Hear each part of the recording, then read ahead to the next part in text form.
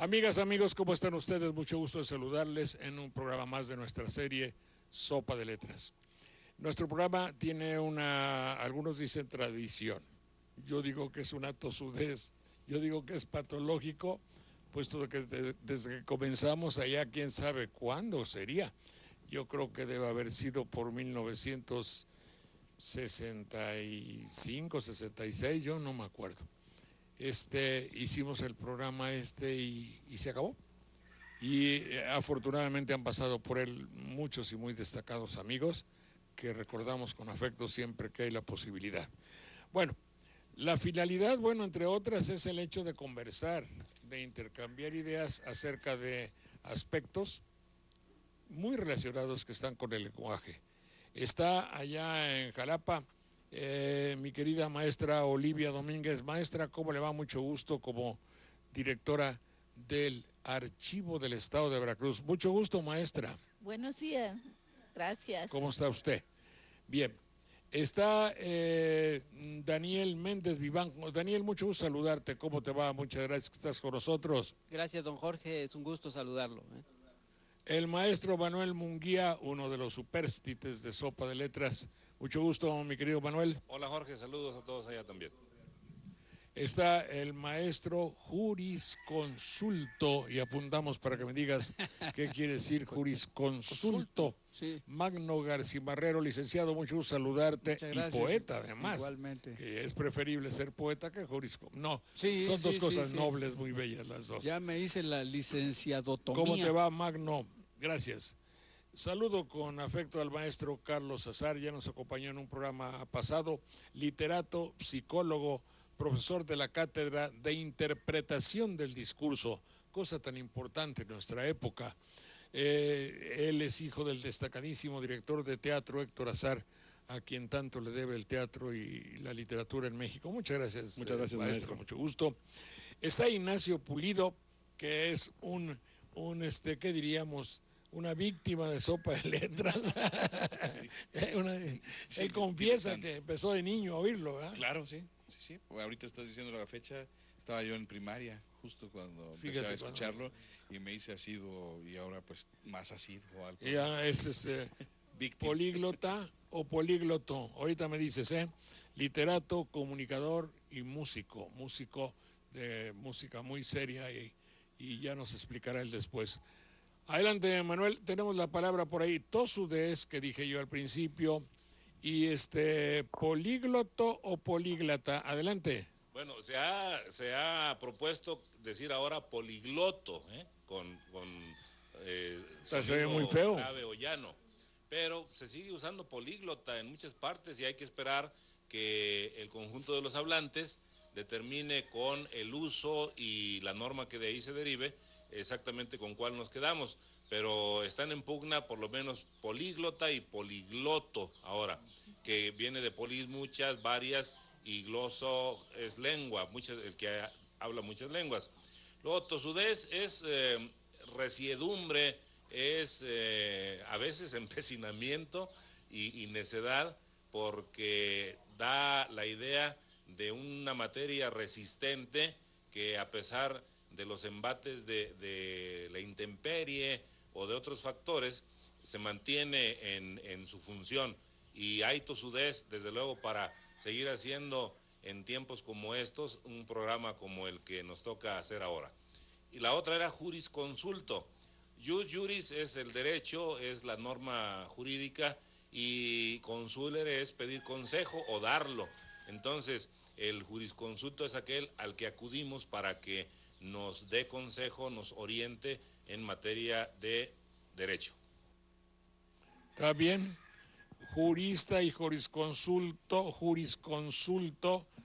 jurídico, todo lo que tiene que ver con el jus juris, que es la justicia, ¿verdad? La ciencia de está muy bien. Justo de la justicia, del derecho. No te entendí nada, si eres amable de hablar un poquito más fuerte. Sí.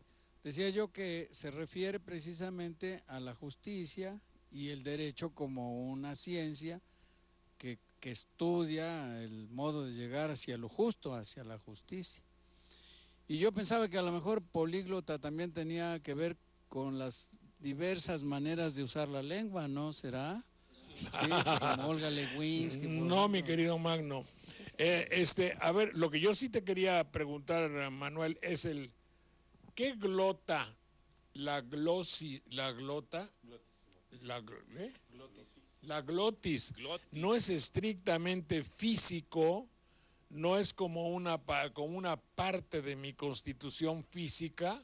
Se bifurcaron los significados y en el caso de glotis sí tiene que ver con un asunto anatómico ahora, pero son la misma raíz. Gloso es tanto lengua como parte física, igual que lo es como medio de comunicación, como instrumento de intercambio de mensajes. Sí, también hay la golilla, había yo oído, Sí, no me acuerdo qué implementos se ponen en la garganta la que golilla tiene ya que ver es un poco con más abajo, porque esa raíz tiene que ver con la garganta, con el gañote, diríamos popularmente, entonces con el cuello. Ya es un poquito más inferior en la estructura corporal. Es gola y golilla. golilla. Existen las dos. Gola, que es un poquito más... La grande. gola es grande. una prenda de vestir, ¿verdad? Sí, sí, que se ponía aquí, en el cuello. En el cuello. Y la golilla es como más relajada. Pues Sí, nos era permite una gorguera. mayor movimiento. ¿Era qué? Una gorguera que tiene la raíz de cuello desde otro rumbo. Oye, ¿y un glotón? Un glotón es el que come mucho porque una de las funciones de la lengua, la anatómica, es precisamente remover de tal manera el bolo alimenticio para que pase bien. El bolo alimenticio. ¿El bolo es bola? Bola, balo, balón, lo que se arroja, lo que se lanza, lo que se traslada de un lugar a otro. Pero en eso, en bolo tiene que ver un concepto de trasladar de un lugar a otro, ¿verdad? Sí, balo, lanzar, igual que bala y que bola, bolos. Pues ahí está, luego no nos fijamos en lo que significan las palabras, maestro Azar. Sí, por eso el bolo que se avienta en los bautizos, ¿no? Justo es porque se arroja. Y también en eso que se juega con unas especies como de botellas, ¿cómo se llama? Al boliche. Las El bochas. boliche es de bola, de tirar, ¿verdad? Bueno, muy bien. Bueno, algo que haya quedado de una de las semanas pasadas, si son ustedes tan amables, ¿tienen por ahí alguna palabra quedada o olvidada? No que recordemos. Yo me acuerdo de que habías hablado tú de sufragio y habían hablado, de no sé sufragio. si quedó convenientemente claro o estaría un poco apropiado de decir lo que significa el sufragio. Mi mamá lo usaba en otro término, no hablaba de votaciones. Un sufragio para las benditas ánimas del purgatorio. Es exactamente la misma idea, dirían los especialistas, es el mismo campo semántico, porque hacer votos por las almas del purgatorio es emitir un sufragio en favor de ellas. ¿Emitir un qué? ¿Un sufragio, un voto? Un voto, claro, en Pero- favor de ellas. Pero yo creo que para la iglesia un voto es dar limosna, ¿no? No, acuérdate que en los lugares de veneración las personas colocan ex votos, ¿sí? De Que voto. son los medios por los cuales están haciendo sus ruegos, sus peticiones. Esto sucedía, don Jorge, muchísimo cuando se usaba el misal romano antiguo, que estaba íntimamente ligado con la normatividad del Concilio de Trento. Ajá. Se veía muchísimo este ritual y este sufragio en la época de Todos Santos y Día de Muertos, sobre todo en Día de Muertos, cuando en las poblaciones, en nuestra provincia, al interior de los templos, el cura párroco daba toda una serie de letanías por las almas benditas del purgatorio, y ahí estaba ese apartado del sufragio. Está bien. De ahí el dicho aquel, quizá eclesiástico, que dice ex voto por voto, capilla por capilla, ¿no? Sí, digo, algo así, me suena. algo te suena.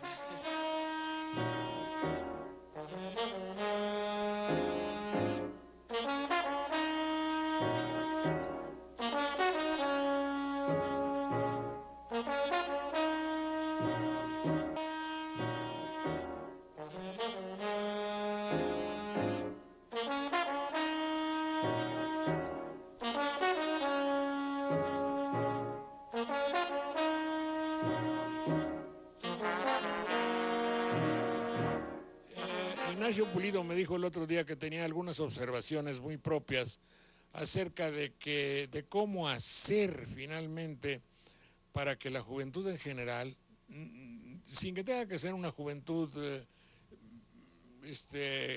ideológicamente en determinado partido, o de izquierda, de derecha, o de ultraderecha, o de ultraizquierda, no, simplemente para que nos interesáramos en poder comunicarnos de una manera más completa. Tú has hecho observaciones y estudios al respecto, mi querido Ignacio. Sí, así es.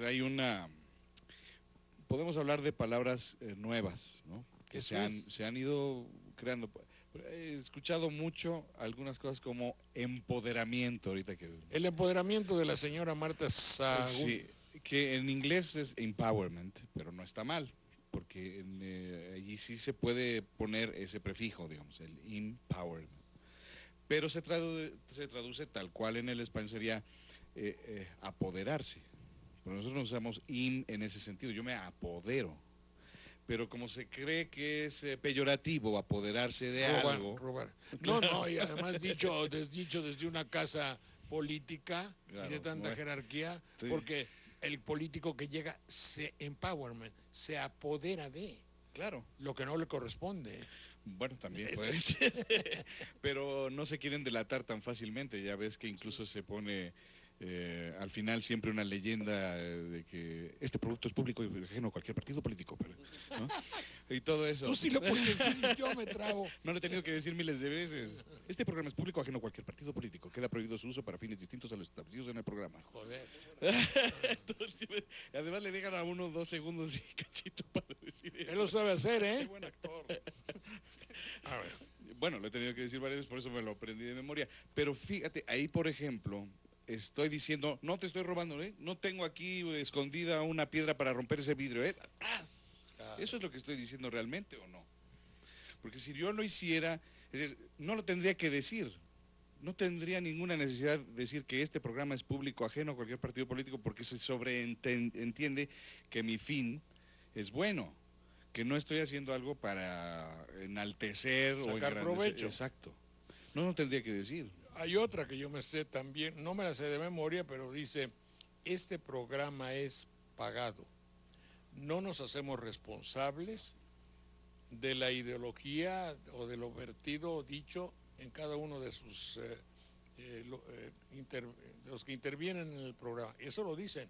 Cada vez que tengo bueno, saben ustedes que yo trabajaba en Radio Mercantil y que fui suspendido y quitaron el programa, me dijeron que pidiera vacaciones.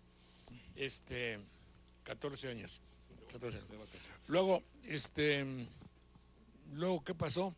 Bueno, en otra estación de la señora periodista Lilia Arellano, me da la posibilidad de que esté los miércoles, pero debajo del programa dicen eso, este programa es pagado, porque ese temor significa un pavor a la libertad. ¿Qué puedo decir? Es decir, si yo falto el respeto, si yo calumnio, si yo digo una mentira evidente, si lucro o robo con el programa, evidentemente que es el último y me hago merecedor a un castigo. Claro. ¿Y si no? Si no se tendría que decir absolutamente nada.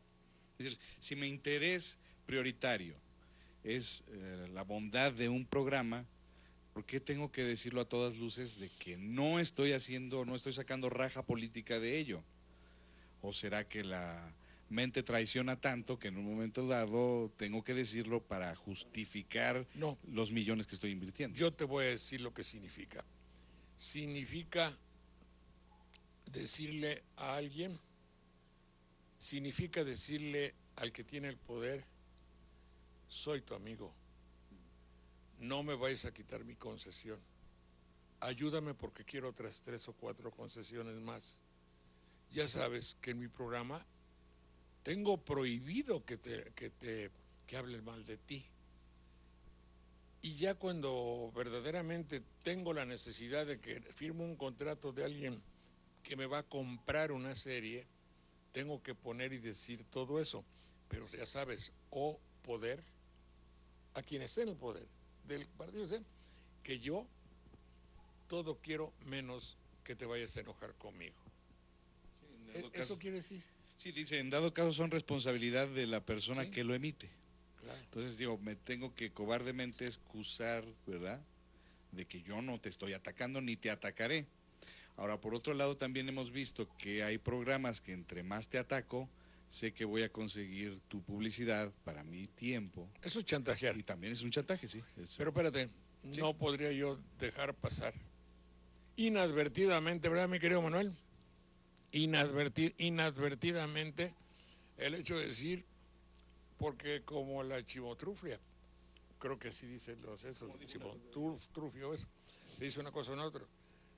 En Radio Televisión de Veracruz hemos hecho nuestro programa sin que exista ni compromiso alguno de elogiar, y obviamente la educación y la propiedad nos indica que debemos de criticar lo que a nuestro gusto sea criticable, pero nunca hicimos un compromiso de elogiar sistemáticamente.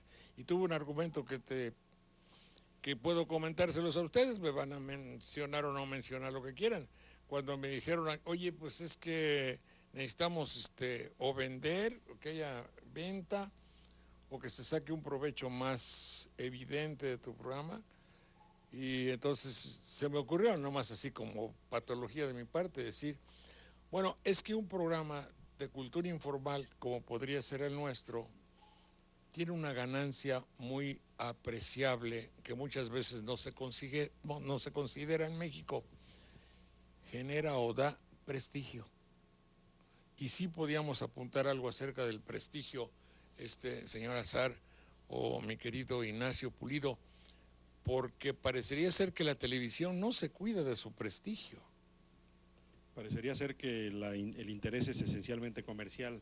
Si no hay ganancia comercial, entonces no hay ganancia. Sí. Y la ganancia de la educación no puede ser comercial o no puede ser constante, tiene que ser a largo plazo, tiene que haber una inversión y es necesario.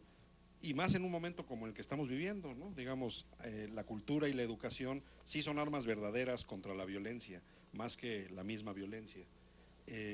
Bertolt Brecht decía, en los tiempos difíciles cualquier acto de belleza es un acto revolucionario. Sí. Decía todo dar, ¿verdad? Es justo eso, a partir de la cultura y a partir de la educación es posible encontrar el cambio necesario para revertir lo que se está viviendo. Bueno, y también debería ser considerado un libro como ganancia, o una pintura como ganancia comercial, o una sinfonía como una ganancia comercial, porque digo, aunque quizá en el momento de la producción simbólica no estoy pensando en venderlo en miles de millones de dólares, sí es muy gratificante para alguien hacer una obra y recibir el precio justo que ha invertido en tiempo, porque es dinero, y la televisión también podría ganar. Yo creo que no hemos encauzado, no hemos exigido quizá que eso se haga también, porque podría hacerse. Pero claro. Porque podría hacerse con las... hay algunos intentos, pero son fallidos, como aquel de las orquestas que tiene una televisora, que podría ser muy plausible y muy interesante. No, pero espérate. Aquí tenemos que partir de la base de que nadie ha perdido dinero bajando el nivel cultural de los programas. Sí hay quien tenga organizaciones, ahí tienen, no me acuerdo cómo se llaman, ni me importa, organizaciones que hacen espectáculos para todos los palenques de la República, para todos los músicos que no son como tú, de la República, que no han estudiado música, y que llevan un mensaje verdaderamente discutible. Y eso sí es producto de una televisión que dice, A mí me decía uno de mis jefes, es que la televisión, para sostenerse, crea espectáculos. Por eso, Saldaña me decía, hemos creado los diferentes equipos de fútbol para nutrir a la televisión. Y así por lo consecuente, ¿me entiendes? Sí, para nutrir y para dividir también, ¿eh? Porque Para polariza. nutrir, cuando ellos dicen nutrir, nada espiritual, nada filosófico, es económicamente. ¿Sí? Entonces, de repente hay una asociación que hace conciertos muy caros, trae a representantes de culturas extranjeras, se llena el espectáculo que tú quieras, las veces que quieras, cobran los boletos a 400 pesos y los artistas mexicanos, bien, gracias. Sí, es que no se ha hecho el intento de comercializar, porque no es no desde el punto de vista peyorativo, ¿verdad? No todo lo que se comercializa debe ser malo. Es decir, se piensa que, por ejemplo, aquí la guerra de pastelazos vende más, o el repetir los lenguajes ya establecidos o preestablecidos, ponen a los niños a imitar a los cómicos grandes, a los cantantes grandes, es decir, los descontextualizan, incluso no lo hacen buscando la novedad y buscando algo que pues pueda aportar, porque lo cómico también es necesario y el buen cómico es necesario. Pero una cosa es lo cómico y otra cosa es Lo más cultural. abajo de cómico. No, perdóname, es que le han enseñado al auditorio a que equivoque lo cómico teatral es una cosa nobilísima. Claro. La comicidad debe tener una gran componente de inteligencia. Acabo de hacer esa tesis, ¿le parece, maestro? Me parece muy bien. Sí. Entonces, pero por ejemplo, la enumeración reiterada y seguida de una señora lavando ropa en una azotea de 50 picardías. El otro día nosotros hablamos de una filosofía de un libro que aquí está, que es el libro del hijo de putés, los hijos de puta, porque es un estudio filosófico. Acabo de decir dos gruesas palabras. Ustedes no me van a criticar, porque yo dije que el señor Marcelino Cereijido hizo una tesis sobre la hijueputés, que no es otra cosa, así le tituló él, pero que es el estudio de la perversidad. Si yo digo la palabra que acabo de mencionar 50 veces, y si digo además otras palabras similares, otras 30 veces, en un lavadero en la azotea de una señora gorda lavando la ropa, la finalidad no es el humor, la finalidad, ¿cómo la llamaríamos? ¿El escarnio? Escarnio. No sé, la risa fácil, Pero es que eso no da La risa. burla, el escarnio. Hemos enseñado al público que eso lo encuentre risible. Claro. Sí. y además se Y escudan lo en, repita. y se Además, escudan se en repita. que eso es lo que pide el público. Eso no pide el público, eso es procacidad. Mi querido Manuel, ¿tienes la amabilidad de decirme qué es procacidad y abyección? Sí, procacidad viene de preces, hacer un ruego, pero en una actitud abyecta, pues, de humillación. Entonces, se convirtió en un término que significa grosero, de mal gusto, lo que es procaz. Abyección es el que se lanza, se tira, digamos, al suelo como para rebajarse ante otro. Eso quiere decir abyección. Don Jorge, Bueno. don Jorge, si me Dígame. permite también yo quisiera hacer un comentario sobre lo que se está hablando de la comicidad, porque aquí en Veracruz, en los programas que usted dignamente dirige, hemos hablado en varias ocasiones sobre el tema de la comicidad, y algo que me parece importante resaltar es el hecho de que creo que hemos llegado a aspectos concluyentes de que la comicidad en el pasado era mucho mejor a lo que está sucediendo, a lo que estamos viendo en la actualidad, porque en la comicidad del pasado se daba creatividad, se daban elementos como la creatividad, la originalidad y sobre todo la generación de un estilo.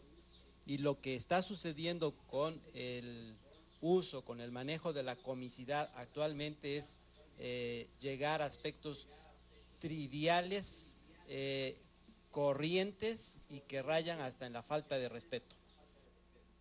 Sí, a mí me ha tocado ver transmitido en la televisión, y lo voy a decir con todo el respeto que me merece el público, a un cómico haciendo gala de acciones coprofágicas.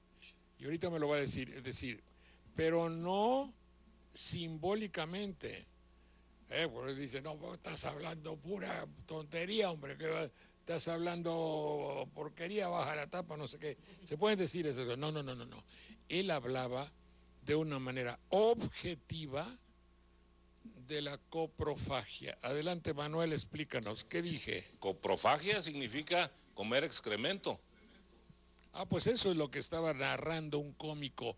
Y lo que más me extraña, señor Azar, mi querido Pulido, es que, y ustedes también, lo que más me extraña es que recuerdo con precisión que el público y señoras se reían, señoras digo de 40, 50 años, se reían de eso, porque el payaso que estaba hablando ya los tenía amaestrados para reír.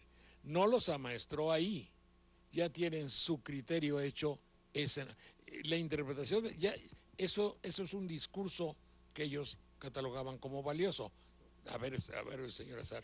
Mire, el poeta Horacio decía, al reír se castigan las costumbres. A ver, perdón. Al reír se castigan las costumbres. La comedia nace justo como una sátira, como una burla de las costumbres que están sucediendo. Una crítica, digamos. Una crítica. Y así ha sido a lo largo desde la comedia griega. Pero me parece que el tema de la risa, que es un tema bastante serio, bastante serio, digamos. Muy serio, se ha ido vulgarizando en el sentido de que se ha ido puerilizando, se ha ido infantilizando.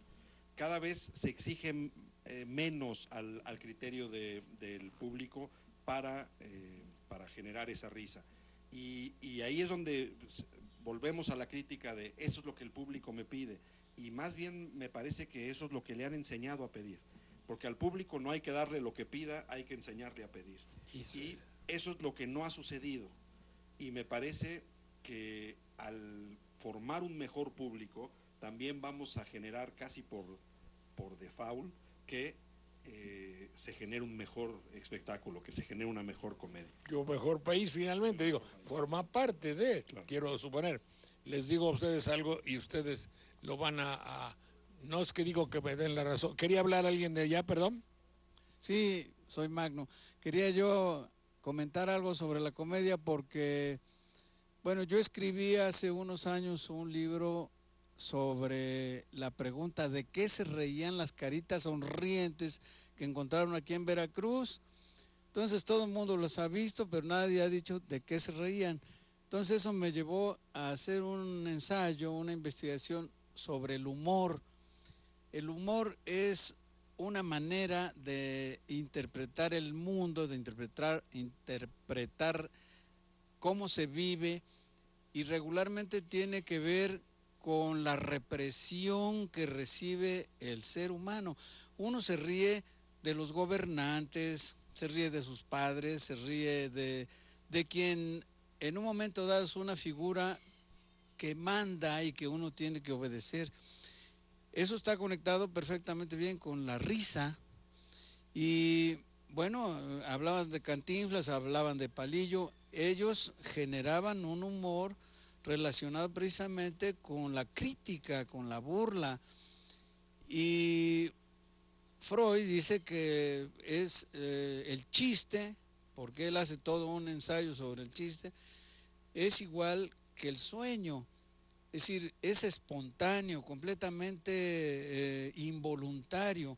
Uno puede hacer un chiste que no se lo espera ni uno mismo. Igual que uno puede soñar cosas que uno no prepara, uno sueña porque así resulta.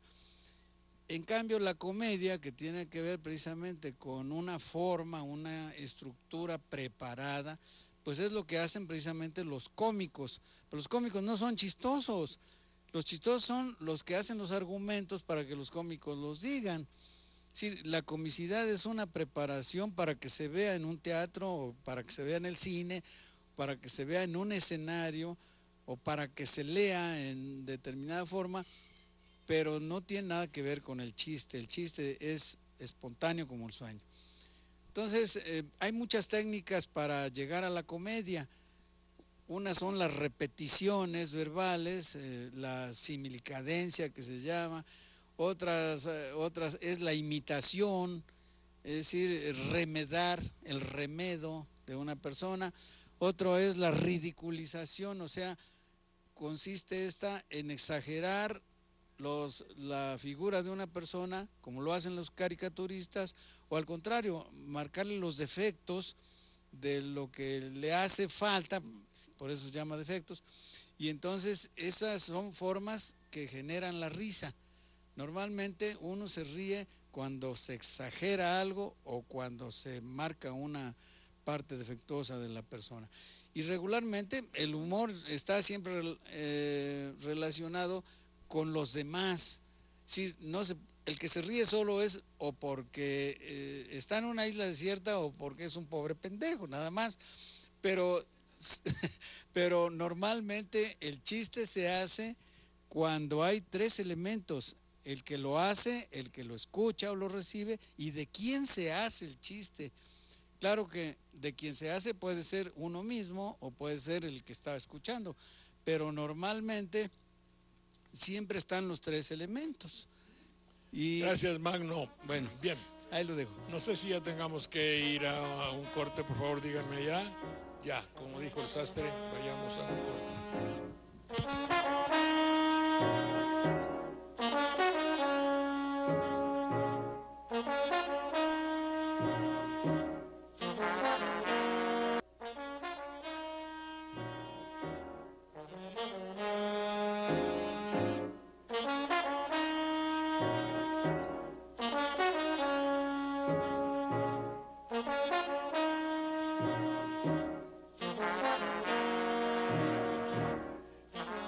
El humor es algo muy serio, dijimos.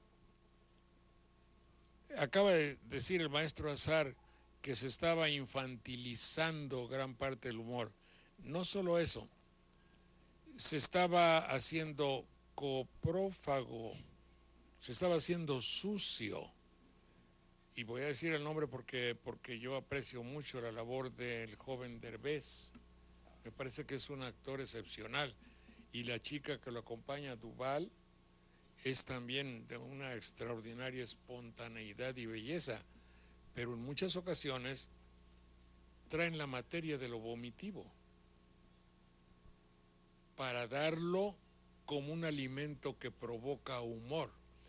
Y yo voy a decir por qué, y es una tesis obviamente de alguien que tiene una gran patología, tú siempre catastrofista.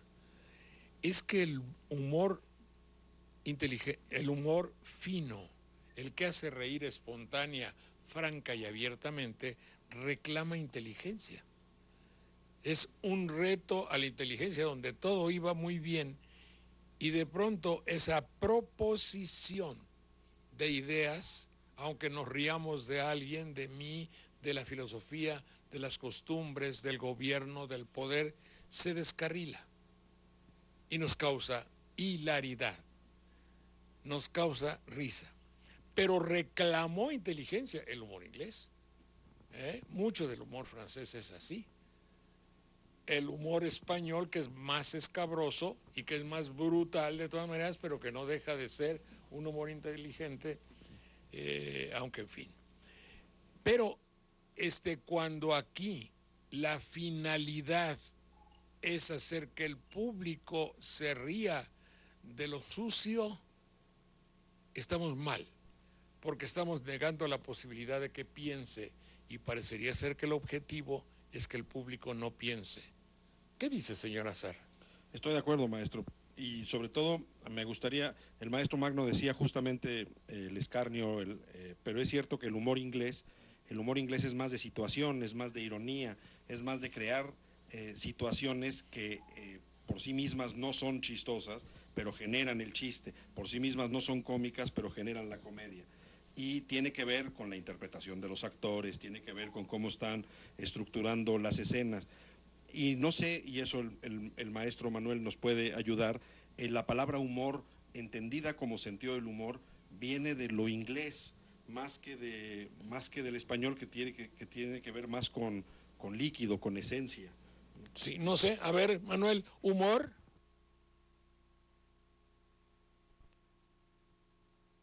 En el fondo sí viene de humedad y tiene que ver con los fluidos, porque se entiende que cuando lo activamos comienzan a fluir varios elementos que están en nuestro ser, de manera que reímos o hacemos algún gesto, un movimiento que denota que nos extrañó, un resultado inesperado en ocasiones de algo y a veces grotesco, pero que no es por sí mismo ofensivo.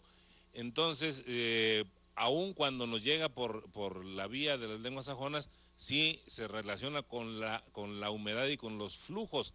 Acuérdense de la catarsis, por ejemplo, que se pretende alcanzar con la actividad dramática, y es precisamente la misma raíz que catarro, un flujo que nos sana. Don Jorge, si me permite hacer un comentario, Adelante. es tan importante lo de el reto a la inteligencia que me hizo recordar en que precisamente en el reto a la inteligencia estaba la generación de un estilo en los cómicos pasados que hemos mencionado aquí en varios programas. Hace unos días, y lo asocio hace unos días, veía un programa especial para recordar a Marco Antonio Campos Viruta, y quien lo entrevistaba le decía que cómo se había formado la pareja de Viruta y Capulina. Y entonces se me hizo muy interesante lo que contestó Viruta. Dijo que ante la obesidad de Capulina, él había tomado la decisión para retarlo de estarlo provocando constantemente, y que entonces había llegado a una admiración total Viruta para con Capulina, porque notaba que en cada provocación Capulina entraba en un dominio sobre sus gesticulaciones, sobre su expresión corporal y sobre las respuestas que daba, que provocaban de manera tal que provocaban una hilaridad, provocaban jocosidad, y eso lo dejaba asombrado.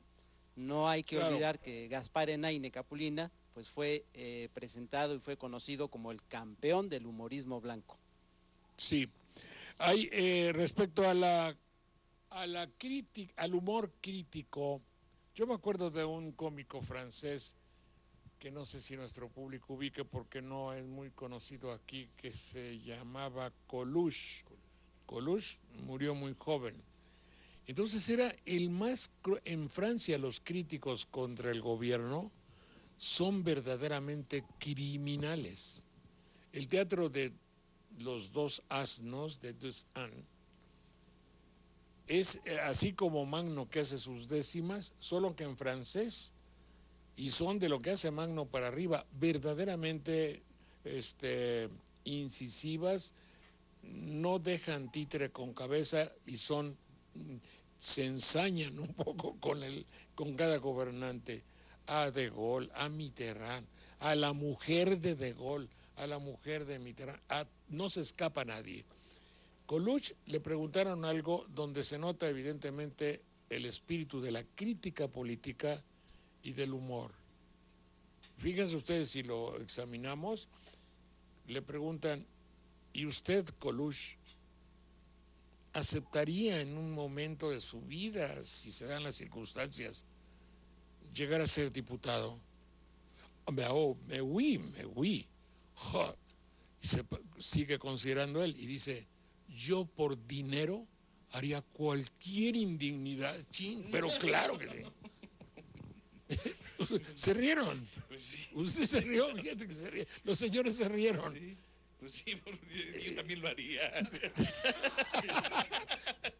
Es decir, no esperábamos una respuesta tan, en francés es foudroyant, así como relámpago, que llegó de él. Lleva implícito, evidentemente, una crítica terrible, fuerte, pero era el humor de Coluche. Reclamó inteligencia. Nos reímos porque la respuesta fue doblemente meritoria. La crítica terrible y es inteligente el hecho de decir, no esperábamos una respuesta así. Pero yo creo también esa inteligencia es tan, ¿cómo se dice?, natural, que cualquier ser humano con 2 centímetros de frente lo puede tener. Entonces, lo que se está negando con el típico burla racista que existe en México, porque hay una doble... Para los moral viejitos también. nos hacen talco. Ah, sí, claro. No, inmediatamente. Al gordo, al discapacitado, al negro, al blanco, ¿verdad? Al amarillo, al indio, bueno, a todo mundo se... Y por ejemplo, ahí está otra de las palabras que se crean nuevas para que nadie las entienda, el bullying. Si nosotros hablamos de vejación, es una palabra seria que realmente nos ubica en el contexto real de lo que tiene que ser el bullying para los anglohablantes, ¿no? Es decir, ubicar las cosas, que volvemos a lo de Empower, que en su real sentido, ¿no? Y decir las cosas como son. Es decir, siempre el mexicano trata de darle la vuelta y entonces por eso busca palabras como bullying. Claro. Porque nadie lo entiende, porque no pertenece a una raíz. Pero si yo digo estoy abusando de ti, que es muy serio, o que te estoy vejando, o que te estoy maltratando, Jodiendo, entonces sí, todo el mundo, claro, o jodiendo, o chingando, o como todo, Como tú como quieras. debe ser. A ver, Manuel, por favor, ayúdame a traducir bullying. ¿Cómo deberíamos llamarle al bullying? Quieren asociar con un toro, porque embisten de tal forma, si los borregos dan unos topes durísimos, imagínate el tope que dan los toros. Entonces, eso de embestir a otros, de agredirlos, lo quieren comparar con la conducta que suele tener el toro, pero no naturalmente actúan así, sino cuando los provocamos también, pues ni las serpientes agreden nada más por agredir, agreden porque invadimos sus terrenos. Entonces, es una forma de volver a usar las cualidades o las características de los animales para señalar conductas nuestras. Yo quiero expresar también una diferencia con el maestro que dijo que esa comicidad que han impuesto ahora tiende a puerilizar o a infantilizar el asunto, porque habría que decirlo en todo caso, con todo respeto para los niños, porque los niños no son idiotas ni son tontos, y la verdad es que se ha reducido mucho más allá de la comprensión infantil a veces la pretendida comicidad, de manera que habría que buscar quizás nuevas clasificaciones. Don Jorge, es esto de la violencia me lleva a pensar que precisamente cuando se toma en cuenta a la comicidad para ejercer violencia, por ejemplo, mencionaban sus invitados el asunto de la discriminación, que puede ser en distintos ámbitos y en distintos terrenos, me quedé pensando lo que en psicología se le llama la violencia simbólica. Y la violencia simbólica, como todos sabemos, no hay necesidad de llegar a una agresión física como para poder hacer señalamientos que ya en sí, en su propia naturaleza, causan daño a la personalidad de quien está recibiendo esa acción negativa.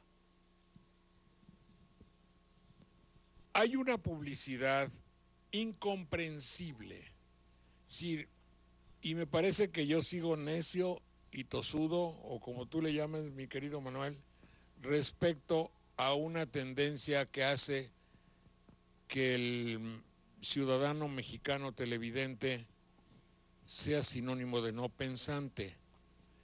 A ver, hay medicinas que se venden en una farmacia que no voy a examinar ni me importa, y generalmente las medicinas es un implemento para recobrar nuestra salud.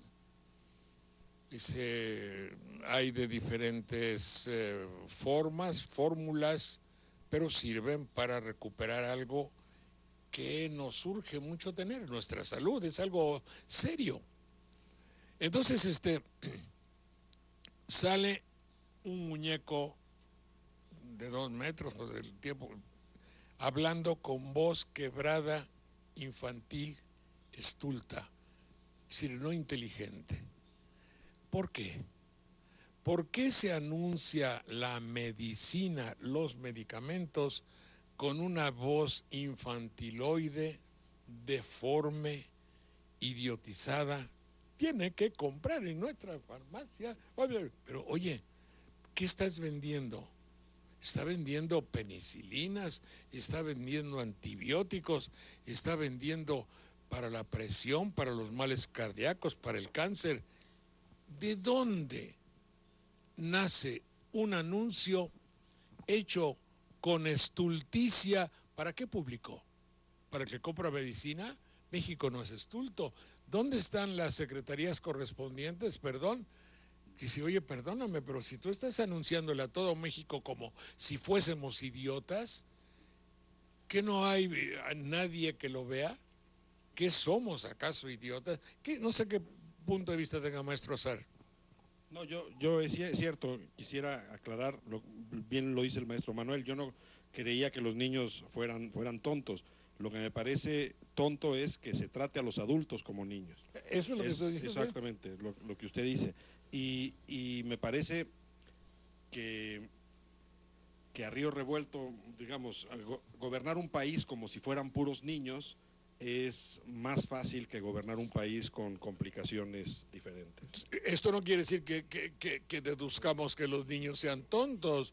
Es decir, se utiliza hablarle en niño, digamos que hay un idioma, chiquillo, ¿cómo estás? Y así no les voy a hablar, digo. Confundir la inocencia con idiotez, ¿no? Ahí está, Ajá. tú lo dijiste. Claro, y además existe de su manera actualizada, se renueva el mamigocho, ¿no? Hace caricaturas. ¿Y qué es lo que vemos allí? Al mismo personaje adulto que le pega al niño y es tolerado. La vejación ¿Sí? es tolerada, claro, porque le pega y es chistoso cuando el personaje se ríe haciendo un pipi, pipi, pipi. O sea, sí, claro. Entonces, ¿qué es lo que estamos permitiendo? Estamos haciendo legal una cosa por decreto.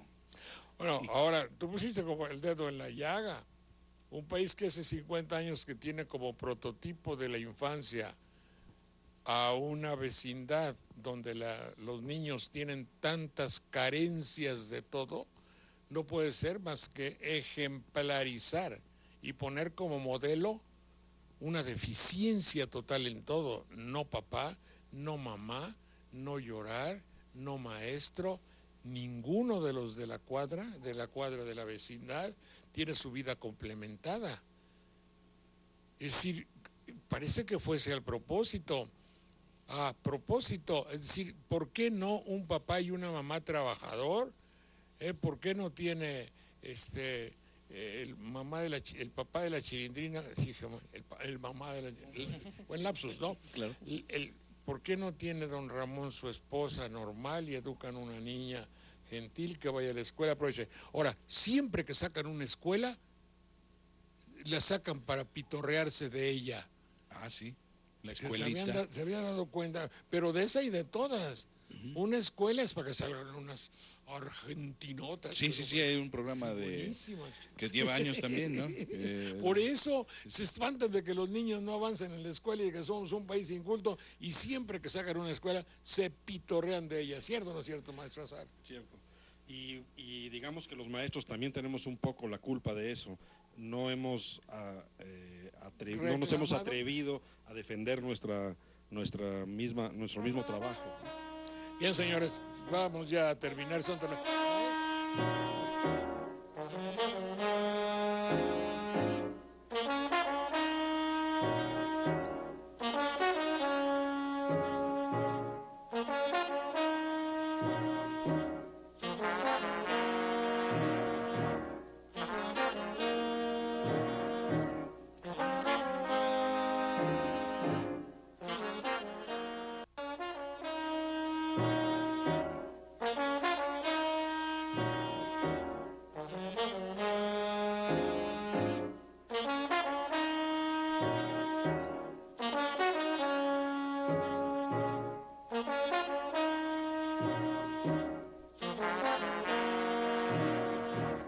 maestra, si usted tan amable, ¿de qué nos va a hablar ahora la maestra Olivia Domínguez, allá que es la directora del museo, no, qué barbaridad, de el Del Instituto Archivo General. del Archivo de Veracruz? Adelante.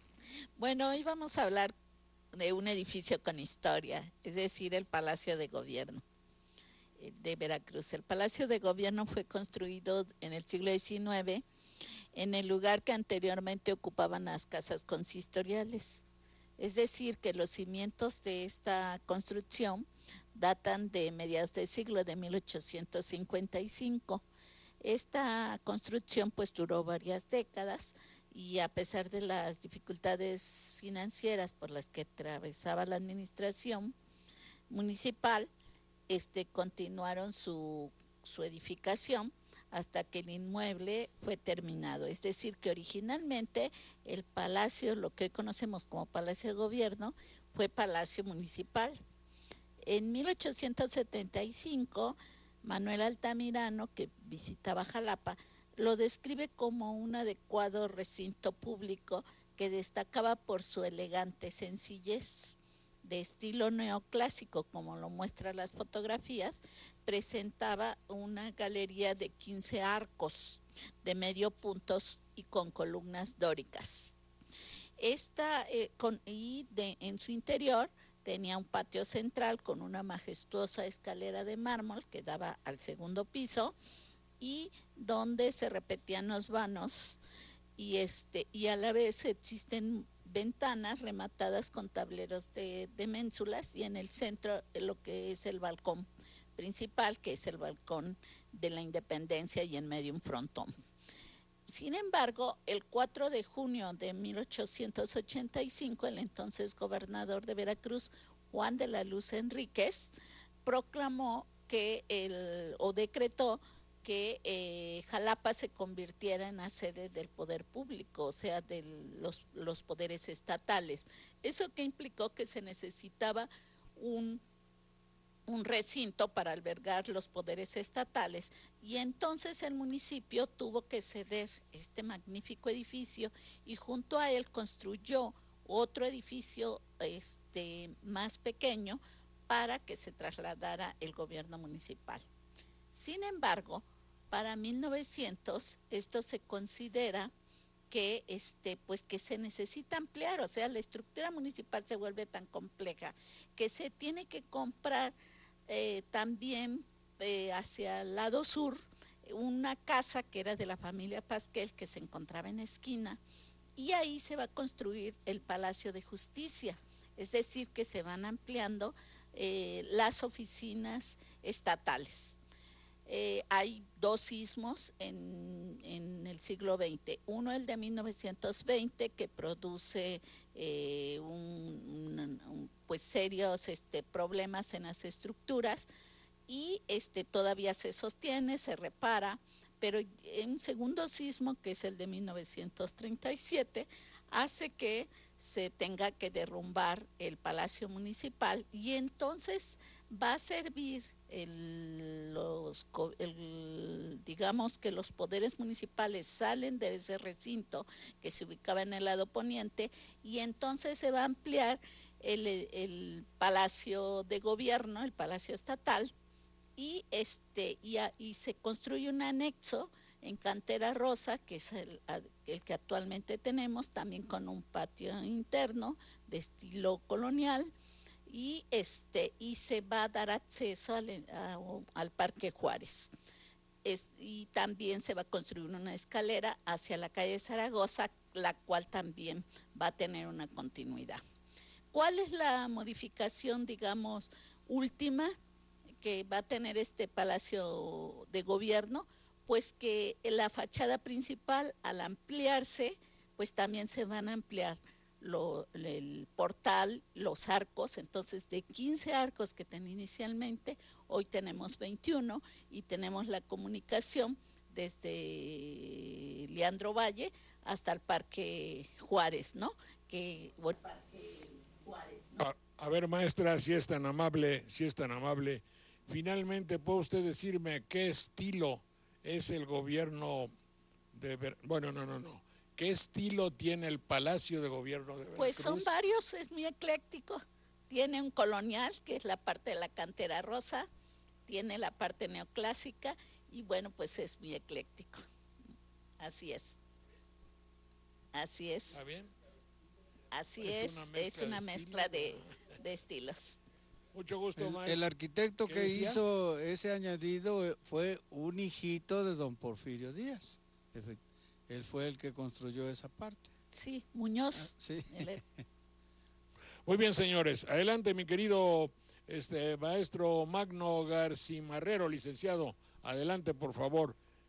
¿Cuál es tu aportación poética? Este es una antimoraleja, como las que acostumbro, que tu mano izquierda no sepa lo que hace tu mano derecha. Así se empieza. Un santón anacoreta, alejado del bullicio, adquirió el bendito vicio de hojear la Biblia completa. Supo así el analfabeta de la necia moraleja, que tontamente aconseja que la izquierda no se entere lo que la derecha hiciere, y obedeció la conseja. Puso los brazos en cruz, sin juntar mano con mano, y de ese modo el fulano de Dios creyó hallar la luz. No se rascaba el testuz y ni se limpiaba el ano, por temor a que una mano supiera qué hacía la otra y creyera en la derrota del pecado más profano. Rezaba mustio y contrito, triste dormía y despertaba, y si un mosco lo picaba, ni aplaudir podía el bendito. De sufrir ya estaba ahito, pero limpio de pecado, y al sentirse perdonado, lo acometió una insolencia que amenazó su inocencia de color inmaculado. Involuntaria erección lo pilló medio dormido, y entre sueños y afligido no ha atinado a otra reacción que cambiar de posición, y abriéndose la bragueta olvidó de anacoreta su insufrible condición, y a dos manos con fruición se tejió una gran puñeta. Qué barbaridad, qué obviedad, mi querido Magno, porque desde el principio que dijiste anacoreta, sabía yo el fin, fíjate. Puta.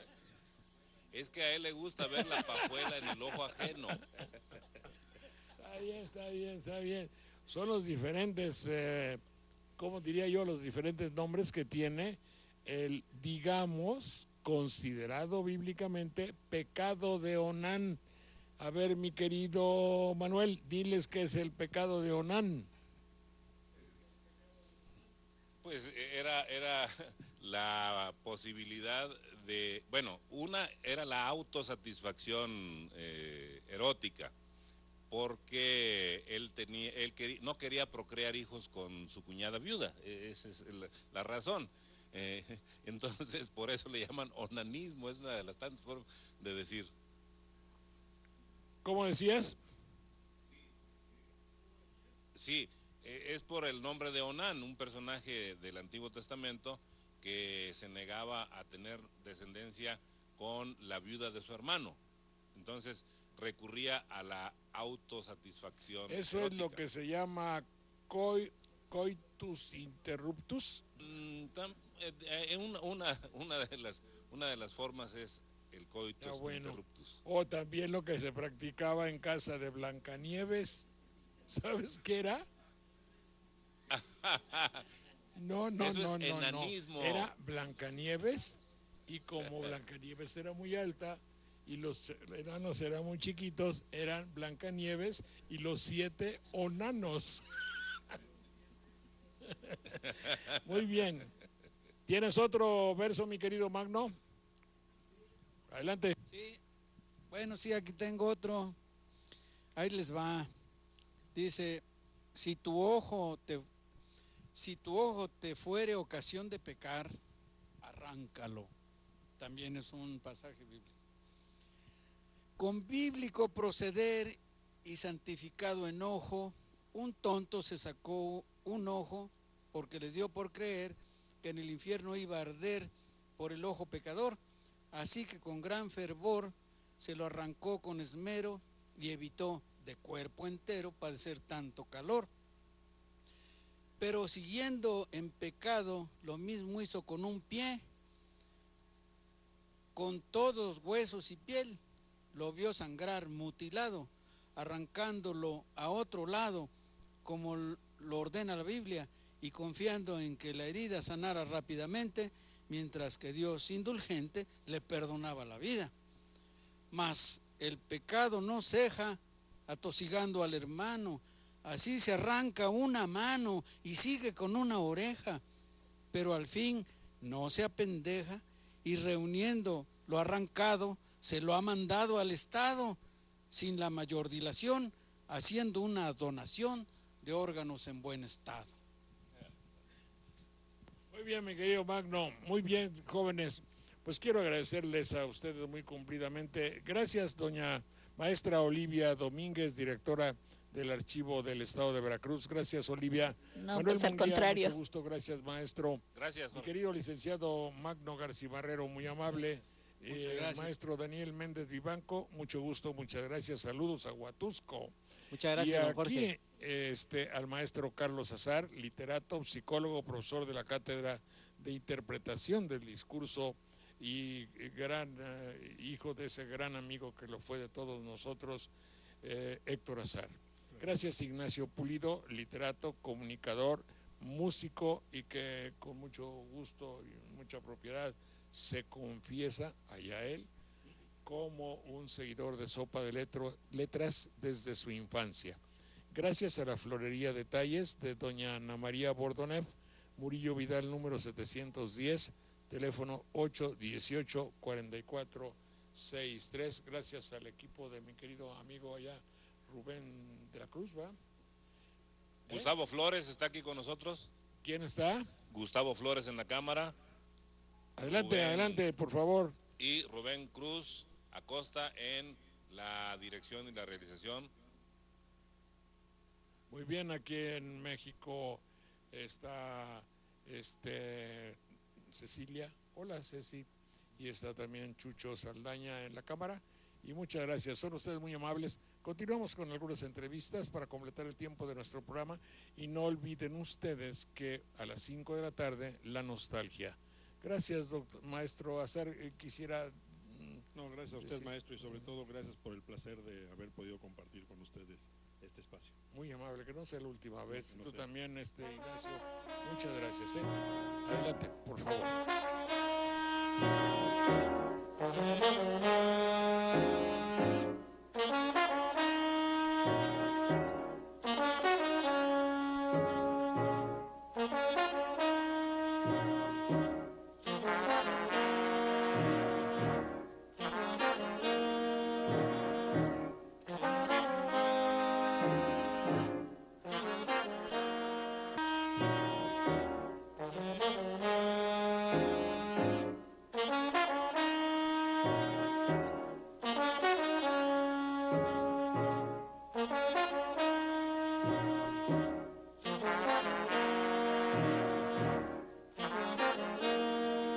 Amigas, amigos, vamos a continuar en este programa que es un poco el examen con amigos, algunos que tienen que ver muy cercanamente con Veracruz y en este centro cultural y social veracruzano.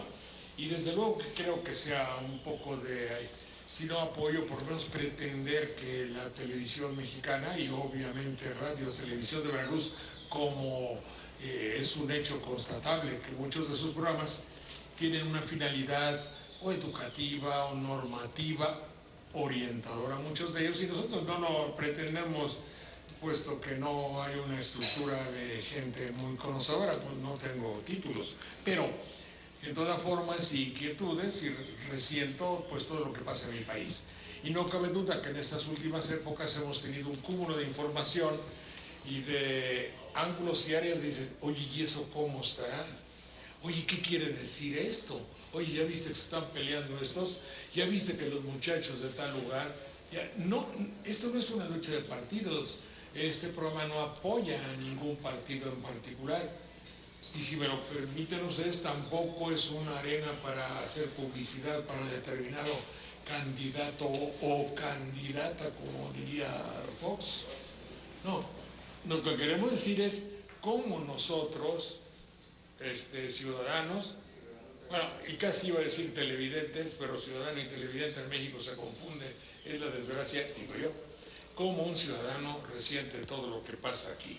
Tengo mucho gusto en saludar a la doctora Silvia Gutiérrez Ibera, es antropóloga social, es profesora, y el otro título que le voy a dar y que ustedes van a decir, caray, u otra expresión, es profesora de la Ibero.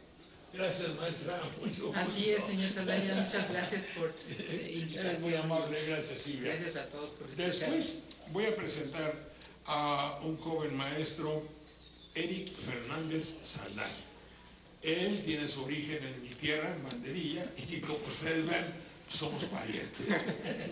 Que no se llame nepotismo. Aquí sí es nepotismo, pero aquí sí es, porque nepote sí es ir sobrino, y el sobrino. Allá tú ves tu culpa, ya lo dije y ahora te amuelas. Ni modo, así es. Ni modo. La raíz No del nepotismo es ser sobrino. Ser sobrino, así es que es un programa nepótico. Puesto que invité al maestro Eric Fernández Saldaña, que es su origen es de Banderilla, él salió de allá muy joven y es también maestro y de la Ibero, para acabarla, no, es un mérito de broma, porque muchos de ustedes querrán saber, y lógicamente ni la televisión de México nos ha dicho exactamente la etiología, diría yo, mi querida doctora, sí, claro. Del origen, ¿qué cosa es la Ibero? A ver, cuéntame por favor, en serio, Bueno, la Ibero tiene un sello que le ha caracterizado y que no viene, como en muchos casos de algunas universidades privadas, de ayer. O sea, es la educación jesuita y el sello que la caracteriza. ¿Jesuita de Jesús? Jesuita de los jesuitas de Jesús, claro. Sí, de San Ignacio de Loyola, y una tradición muy larga ya de una educación humanista. Entonces, pues mucha gente se pregunta... Humanista y por ende religiosa. Claro, bueno, no religiosa precisamente, porque la Universidad Iberoamericana se caracteriza por dar cabida en sus aulas a los profesores de muchísimas religiones. O sea, la cuestión ahí no es esa, sino el poner los ojos en la humanidad, en el hombre. Entonces ahí confluyen en nuestras aulas muchísimos alumnos y maestros que profesan distintas religiones. Entonces la gente se pregunta, ¿cómo surgió el movimiento? No, doctora, antes, no seas tan amable. No, primero, digamos que fue fundada, no se acuerdan, es decir... Sí, bueno, la educación jesuita tiene antecedentes pues desde del año 1500, cuando realmente don San Ignacio de Loyola empieza a formar la orden con estas ideas, ¿no? Con una idea, sobre todo en ese momento, de evangelizar. Los jesuitas salían a evangelizar al mundo. No, lo que te quería decir que me lleva al tema es por qué, a partir de que el señor candidato Peña Nieto habla del problema de Atenco, ¿por qué toca a los estudiantes de la Ibero? Ese es el punto. ¿Ninguna relación? Ese es el punto. A no ser que... No. A no ser que el papá de algunos estudiantes haya sido un empresario involucrado en la hechura en hacer un aeropuerto, pero en ese caso no se justifica porque estaría de lo contrario. De ninguna manera, porque en la Ibero los estudiantes tienen constante contacto con muchísimas comunidades aledañas y lejanas. Los jesuitas de la orden religiosa tiene escuelas en Chiapas, tiene escuelas en Oaxaca, tiene misiones, y los estudiantes de nosotros en la Ibero, muchos de su servicio social, la mayoría de ellos, salen fuera a comunidades indígenas, a comunidades rurales o bien a comunidades urbanas marginadas. A ver, doctora O Gutiérrez. sea que la gente está empapada, los estudiantes están empapados de problemas sociales. Antes que eso, doctora, si bien entiendo, los jesuitas son muy inteligentes, son muy mañosos, no los quiere mucho, una parte de la iglesia no quiere a los jesuitas. Les voy a contar cómo se comportaba, me decía el seminario un jesuita. 2 estudiantes del seminario estaban y dice uno, chin, yo fumo, voy a pedirle permiso a mi superior, al padre Martín, digamos. Oiga, padre Martín, ¿me da usted permiso durante la meditación? La hora de la meditación de 7:30 a 8:30, 8:15. Durante la meditación puedo fumar porque ya me anda de ganas. No, ¿cómo va a ser? No puedes fumar mientras está la hora de la meditación. Dice, ¿y te dieron permiso? No, obviamente el padre Martín me dijo, es que no sabes pedirlo. Yo soy jesuita, yo sí sé pedir el permiso. Hubiera sido y le hubiera dicho, padre, hay algo que me prohíba, que mientras yo esté fumando, aproveche para meditar. Ese es un jesuita, ¿no? Sí le dieron permiso, claro, tú fumas y puedes meditar perfectamente mientras bocanada y bocanada de humo. Y el jesuita tuvo permiso y el otro normal, ese no le dieron permiso. Así describían en el seminario los jesuitas. ¿Y qué me puede decir? ¿Qué son los jesuitas y cómo influyen en la iberoamericana los jesuitas? Sin duda, la Compañía de Jesús tiene una misión dentro de su estrategia religiosa. La misión es fundamentalmente la educación. Y a lo largo de la historia, que se remonta a más de 500 años, como bien señalaba Silvia, pues hemos visto distintos momentos donde los jesuitas han sido objeto pues, de persecución. En el caso de México han sido expulsados 2 veces y recordamos en el caso de Veracruz a Francisco Javier Clavijero como uno de los referentes. Era jesuita. Era jesuita, ¿no? Sin duda una de las personalidades más reconocidas en el campo de las letras históricas en nuestro país, que tuvo que emigrar, por decirlo menos, por no decir ser exiliado, a Italia y otros jesuitas en el mundo. En el caso del México contemporáneo, del México reciente, pues la Universidad Iberoamericana en la Ciudad de México ya tiene 70 años y desde ese entonces tiene un sello particular. Silvia lo anotaba, es esta mirada comprometida con las causas sociales vinculadas a la marginación, a la exclusión, pero desde una perspectiva de análisis educativa. Es decir, si bien no todos los jesuitas se dedican a dar clases, hay un sello particular que pues, los académicos lo asumen, ¿no? Y hemos también sufrido otros momentos difíciles. Por ejemplo, en el año 2004, pues, llamadas de atención por lo que estaban haciendo los jesuitas. En 1994, en el estallido de Chiapas, pues acusaron directamente a nuestra universidad de haberse vinculado al movimiento allá en Chiapas, en Centroamérica, que son los zapatistas. Exactamente, sí. ¿No? En 1978-79 en Centroamérica, en la Universidad Centroamericana en Managua, más adelante, en la Universidad Centroamericana también, pero de El Salvador, en movimientos que todos conocemos. Y bueno, esta relación por estar con los más pobres, pues está mal visto, incluso como bien indicabas, pues algunos sectores de la iglesia en nuestro país. Ahorita que lo estás platicando me acuerdo mucho de las dificultades que tuvimos con el padre Maza, jesuita extraordinario que aún vive y a quien le mando todos mis parabienes de salud, y que en una ocasión le hice una entrevista que causó un revuelo, porque le dije, bueno, entonces usted ve bien que el pueblo de México se postre de rodillas ante la Virgen de Guadalupe. ¿Y sabes qué me dijo? No me parece bien. No, ¿me entiendes? Claro. Hacía una explicación extraordinaria de que Dios no quería la desgracia, el fanatismo ni la miseria de sus mexicanos, que quería que tuviesen una cultura, una evolución, y que si ellos estaban así, era porque estaban prácticamente fregados, ¿me entiendes? Y entonces el padre Maza pues ya te digo, escribía en el proceso.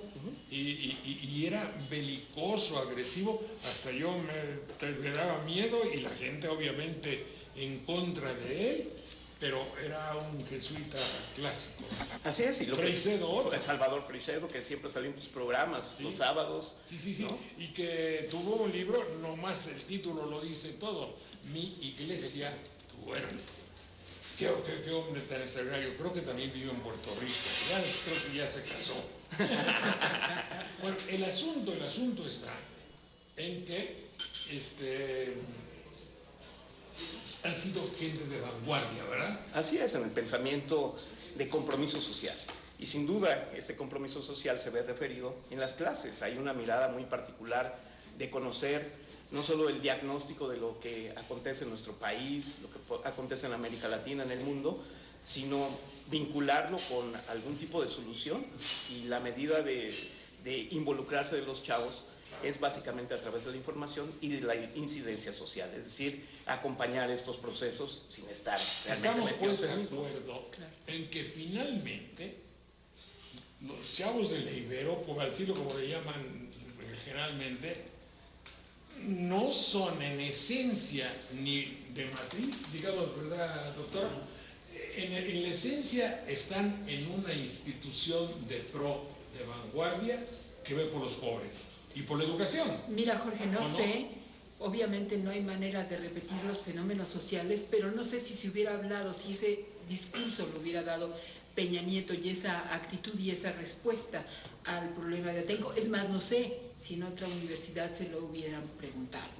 O sea, eso nace de la inquietud de los programas, que cómo los llevamos nosotros en el pero lo que se dice, y para que quede un poco claro, que sepamos todos que provienen de una institución que no desprecia a los pobres. En todo caso, su fundador, sus principios, lo didáctico, la reputación de los jesuitas es querer al pobre, ¿no? Claro. Acompañarlo, pero no en el sentido de decir de condolencia nada más, o sea, de compartir su dolor, sino tratar de resolver en la medida de lo posible las mejores condiciones para que el desarrollo integral de la persona pues sea un horizonte. Pues claro. Se trata de que no piense la gente, pues por eso hay programas. Claro. De TV. Por eso hay programas de TV, y aquí sí quiero ser muy enfático. Uno de los elementos que no hemos explorado a profundidad es que se supone que los chavos pirurris están pegados a la televisión las 24 horas del día. Pero desde hace varios años hay una tendencia a nivel global y particularmente en nuestras sociedades, donde los jóvenes están dejando de ver televisión como su fuente principal de acercarse a lo que acontece en el mundo, lo que acontece en su país, independientemente del ingreso o no que tengan. Es decir, ven menos televisión, y de la televisión comercial. Por primera vez el año pasado, países como Alemania, China, Francia y una parte importante de los Estados Unidos reporta que los jóvenes no asisten como primer medio a la televisión, sino fundamentalmente a Internet. Y creo que los chavos ya están en este proceso de saber distinguir el contenido que les es favorable, incluso para el entretenimiento, de encontrar solo un contenido en la televisión. Y esto es realmente importante y sin duda marca, junto con la educación pues formal a través de las universidades, las preparatorias, un caldo de cultivo interesantísimo para ver el tipo de reacciones que tenemos. Y una encuesta que realizamos en la Universidad Iberoamericana, junto con la Cátedra UNESCO de Comunicación y Sociedad y un grupo de investigación, destacaba un dato que no lo supieron leer ni los partidos políticos ni los candidatos, y que señalaba que los jóvenes están hartos de los partidos políticos, están hartos de los candidatos, pero de lo que no están hartos, al contrario, están muy interesados es en la política, y la política entendida como la preocupación por los asuntos públicos. Eric, lo que estás diciendo es muy congruente y ayuda y apoya mucho una de mis debilidades, que es la vanidad. Es que lo hemos dicho, creo que la televisión se arrogó, se adjudicó la tarea de hacer lo que le corresponde al ciudadano. No tenía la televisión que tomar parte en hacer un trending topic, ¿cómo se dice, señora? Sí, trending topic. Bueno, no tenía la necesidad de que todo el día su noticia fundamental fuera la encuesta. De tal manera, lo decíamos en el programa, están tirando demasiado de la cuerda, la van a reventar. Pero nunca pensamos que se fuese a reventar por sus hijos, por sus cuates, que son los alumnos de ustedes. Yo te voy a decir una cosa que a mí me interesa, obviamente, del discurso de los muchachos, y ahí el discurso en contra de las televisoras. A mí me parece que fue un punto fundamental en cuanto surgió la protesta en contra de la televisora. Justamente la televisora que sabemos ahora no están seguros, no saben, pero The Guardian de Londres ayer descubre, antier fue, ¿no? Hace algunos días, sí. Descubre que había verdaderamente nexos entre el candidato que lleva el gane con la televisora más importante de México. Entonces los chicos se dieron cuenta de esto, los chicos protestaron en contra de eso, tan fue así que inmediatamente una de las banderas que esgrimieron fue que se combatiera el monopolio, que dejara de existir el monopolio televisivo en México, que se abriera oportunidad a otras posibilidades. Entonces, pues yo creo que si bien, como dice Eric, y me consta porque yo doy clase de medios justamente, entonces me consta que los chicos cuando uno les pregunta, ¿ves tele?, te dicen que no, y obviamente no la ven como nosotros.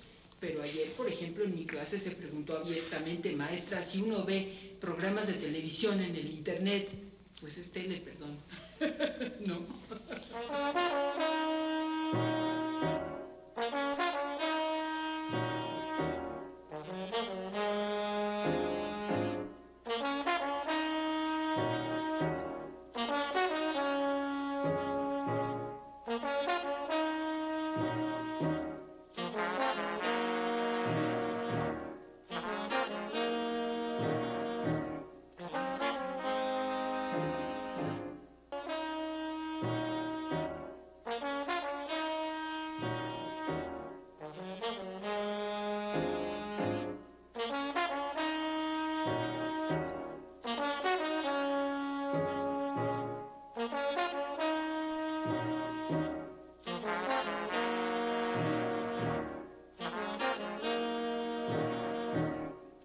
La están viendo con Aquí lo que internet, sucede es que la televisión resultó demasiado obvia, sí, resaltó demasiado previsible y demasiado ávida.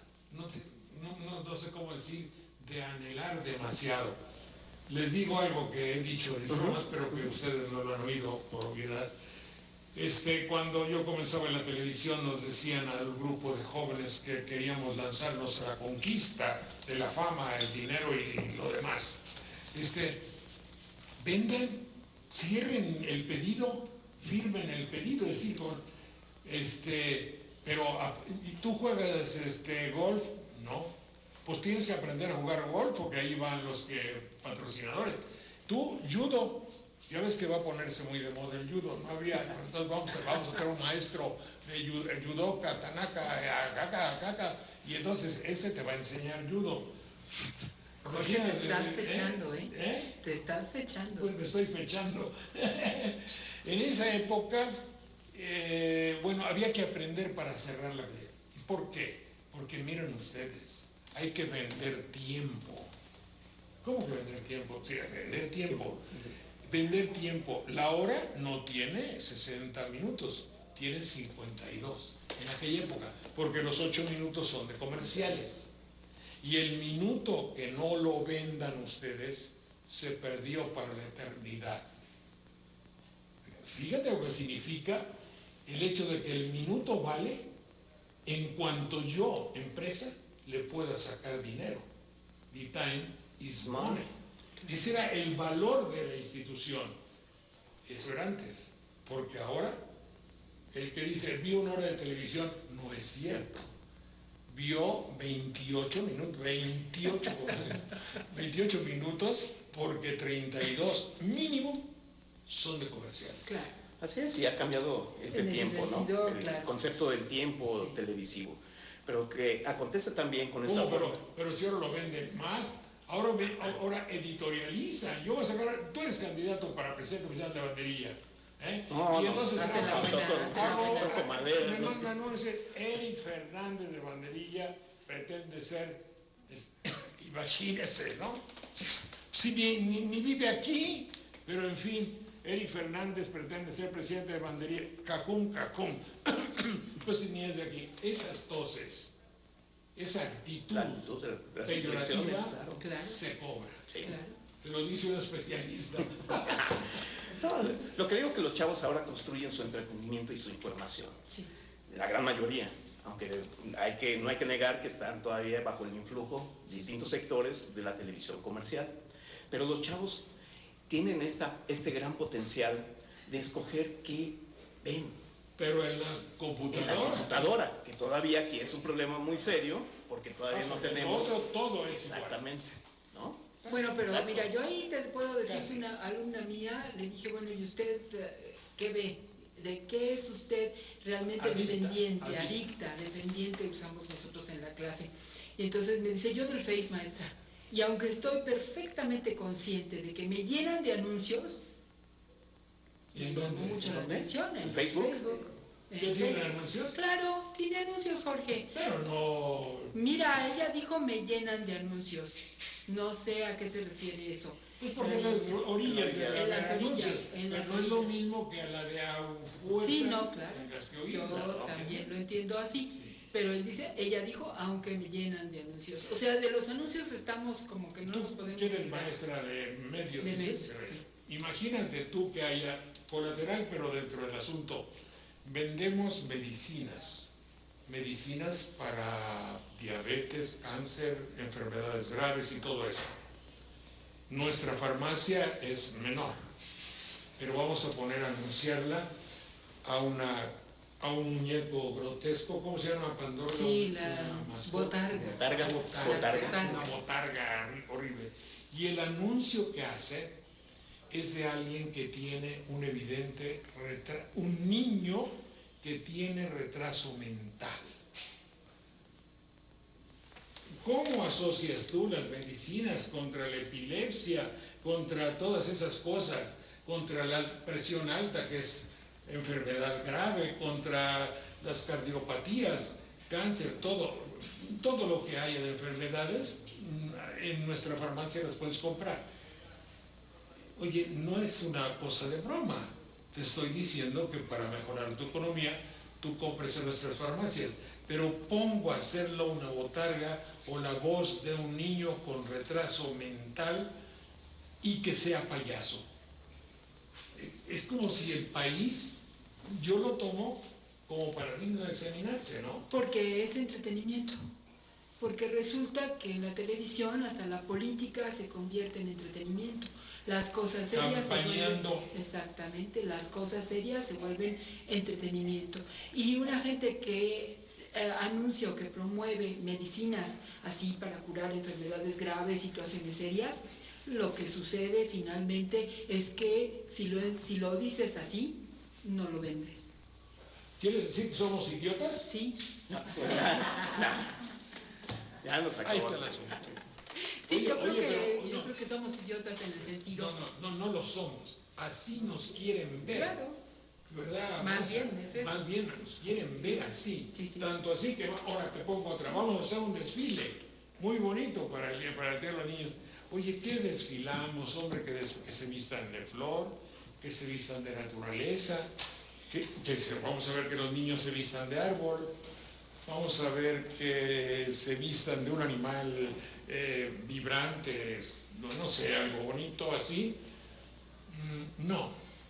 Vamos a hacer el desfile de los zombies y que se pinten llagas y que se pinten ojeras de muerto y que se disfracen con una túnica blanca y que se arrastren por la calle y que haya música fúnebre y hacemos un concurso y hay 30,000 vestidos de zombies. ¿Qué es un zombie? Un muerto que tiene una media vida, que es esclavo y utilizado algo que no piensa. ¿Cómo le ven? Bueno, no son los niños, ¿eh? Ahí son los adolescentes. Ese tema es muy de la adolescencia. No, maestra, perdón. No son ni los niños ni los adolescentes, son los organizadores. Ah, claro, bueno, por supuesto. Y eso viene indudablemente de Michael Jackson y su manera de bailar y de todo este tema. Claro que sí, que ellos imitan y que les gusta, pero la televisión lo promueve. Ah, bueno, por eso Claro. lo organizan. Claro, lo organizan. Por eso, todos esos son síntomas para que nos demos cuenta del país en el cual vivimos. Sí. Yo no sé si sea mi pesimismo, catastrofismo, o edad o lo que sea. Yo creo que por eso es válido el movimiento 132, porque se percata de la influencia de la televisión. Aunque sea jesuita. Aunque sea jesuita o porque es jesuita. El 132, bueno, sin duda es interesante el movimiento de los chavos. Claro, el movimiento de los chavos. De los chavos, porque finalmente ni Silvia, ni yo, ni ningún profesor en la universidad estuvo vinculado en la organización del evento. Y esto ¿Fueron ellos solitos? Solos. ¿No fueron medio acariciados por ustedes, maestros? No. No, Nosotros nada que ver. Nada que ver. Pero absolutamente nada que ver. ¿Quieren utilizar esto para deslindarse? No, al contrario, para que sientan los chavos que estamos cerca de ellos, pero que nuestro acompañamiento está ahí. La organización, las actividades que ellos realizan son propias de este movimiento y nuestra función como profesores, y sobre todo si creemos que trabajamos en una universidad jesuita con estos valores donde se promueve el humanismo, es estar cerca de ellos, pero no inducirlos, no trazarles un camino a seguir, aunque algunos lo puedan intentar, ¿no? Que no precisamente somos nosotros. Pero si hay nosotros maestros que están con ellos.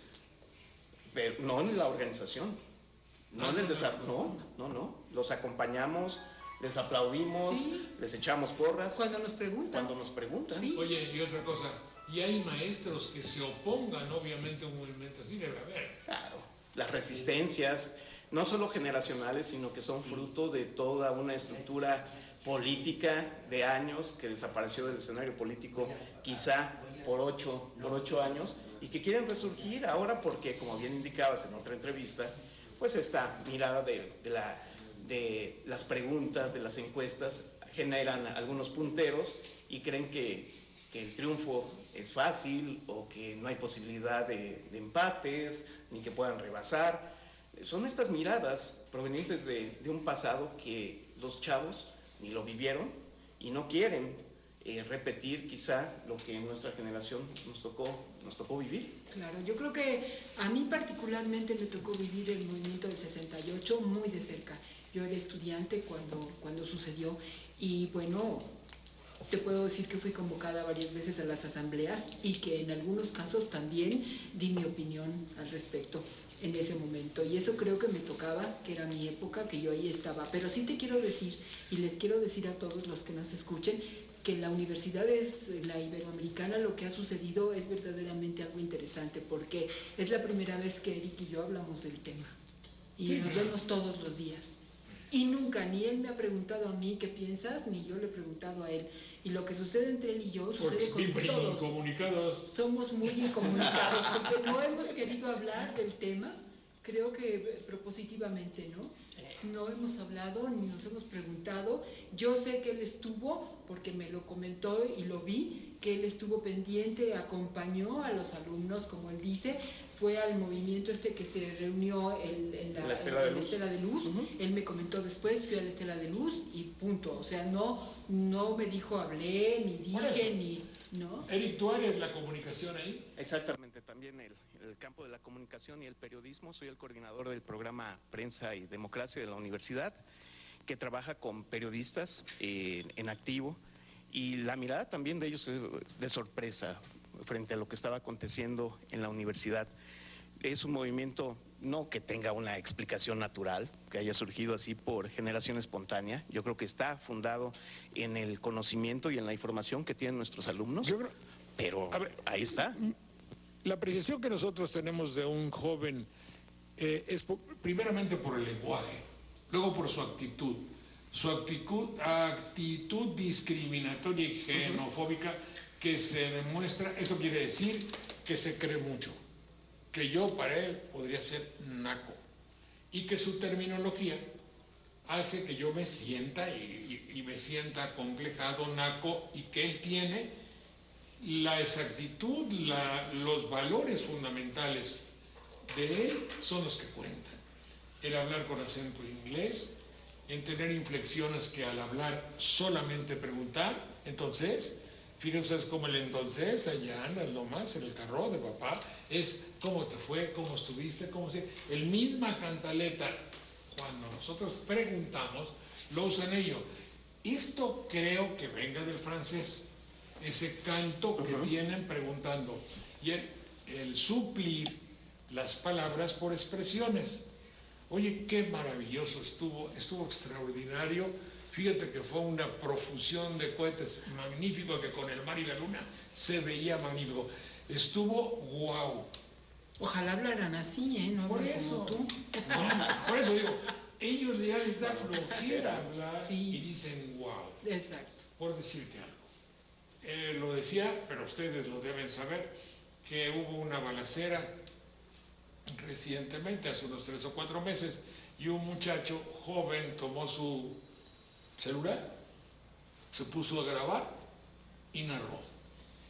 En 3 minutos utilizó una serie de groserías, entre ellos no marches y la que le sigue un poco más grosera, y 19 veces la palabra güey.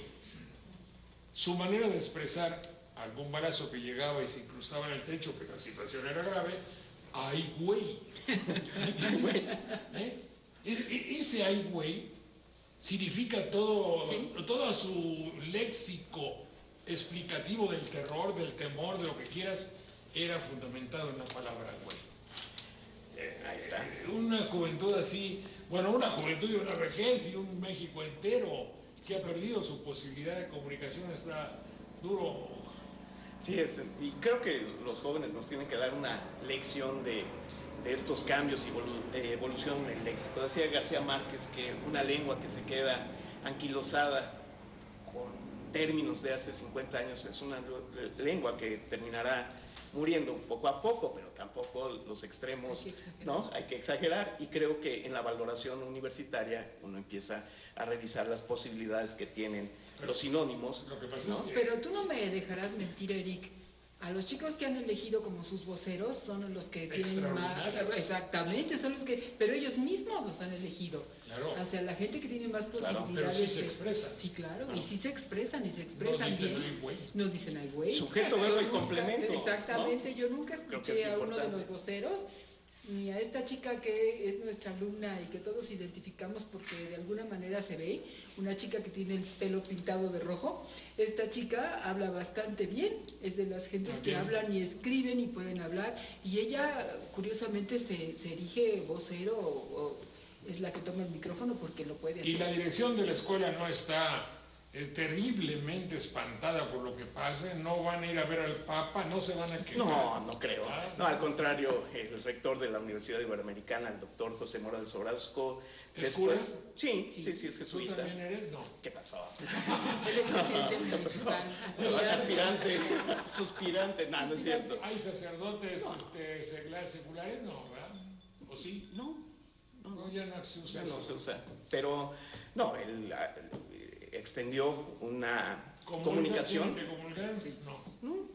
¿Hay misa diaria? Sí. Hay misa diaria, hay dos Dos misas. pero también tenemos un centro Oye, para De que meditación de budista. meditación budista, y también Ah, sí, tenemos un claro. centro de desarrollo Sí. de la comunidad judía. Claro, lo que te Ah, digo bueno, de que... ecuménicos. Somos muy Claro, ecuménicos. muy y- ecuménicos. Jóvenes, mucho gusto, maestros del Ibero, les agradezco muchísimo que hayan estado conmigo. Doctora Silvia Gutiérrez Rivera, doctora en Antropología Social y profesora del Ibero, profesora de medios, me dijiste, ¿verdad? Profesora de Gracias, Silvia, muy amable. Y mi querido sobrino Eric Fernández Aldaña, cuyo origen es banderilla, lo digo con mucho orgullo. Así es. ¿Sabes que tenemos un bisabuelo en común? Claro. ¿Quién? Un tal Saldaña. Otro, Otro. Vicente. Ah, sí, que fue, creo que, presidente de este país. No, hombre, por favor, ya me hubiera yo quitado la bebida. Vicente Guerrero Saldaña. Claro. Sí, no vayas a decir uno de otro que estudió en la Ibero, ¿verdad? No, Vicente Guerrero Saldaña, yo creo que era nuestro bueno, yo estoy muy orgulloso. Gusto saludar. Gracias, Jorge, por la invitación.